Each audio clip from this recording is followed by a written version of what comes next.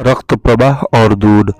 पवित्र कुरान का अवतरण रक्त प्रवाह की व्याख्या करने वाले प्रारंभिक मुसलमान वैज्ञानिक इब्न अन-नफीस से 600 वर्ष पहले और इस खोज को पश्चिम में परिचित करवाने वाले विलियम हार्वे से 1000 वर्ष पहले हुआ था।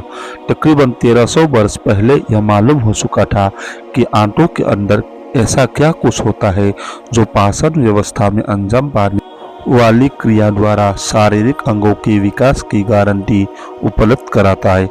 पवित्र कुरान की एक पवित्र आयत जो दुग्ध तत्वांशों के स्रोत की पुष्टि करती है, इस कल्पना के अनुकूल है।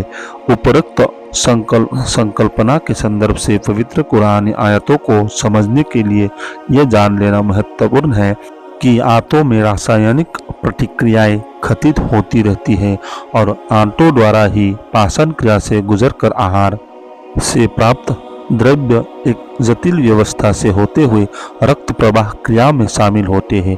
कभी वह द्रव्य जिगर से होकर गुजरते हैं जो रासायनिक तरकीब पर निर्भर होते हैं। खून उन तत्वों को तमाम अंगों तक पहुंचाता है जिनमें दूध उत्पन्न करने वाली छातियों की कोशिकाएं भी शामिल है। साधारण शब्द में यह कहा जा सकता है कि आंतों में अवस्थित आहार के कुछ द्रव्य आंतों की दीवार से प्रवेश करते हुए रक्त की नलियों में प्रवेश कर जाते हैं और फिर रक्त के माध्यम से यह रक्त प्रवाह द्वारा कई अंगों तक जा पहुंचते हैं। शारीरिक रचना की यह संकल्पना संपूर्ण रूप से हमारी समझ में आ जाएगी यदि हम पवित्र कुरान की निम्नलिखित आयतों को समझने की कोशिश करेंगे। अल कुरान और तुम्हारे लिए मवेशियों में भी एक सबक मौजूद है। उनके पेट से गोबर और खून के बीच हम एक चीज तुम्हें पिलाते हैं, यानी खालिश दूध जो पीने वालों के लिए बहुत स्वास्थ्यवर्धक है। अल कुरान और यथार्थ यह है कि तुम्हारे लिए मवेशियों में भी एक सबक है। उनके पेटों में जो कुछ है उसी में से एक चीज यानी दूध हम तुम्हें पिलाते हैं और तुम्हारे लिए उनमें बहुत से लाभ भी है। उनको तुम खाते हो।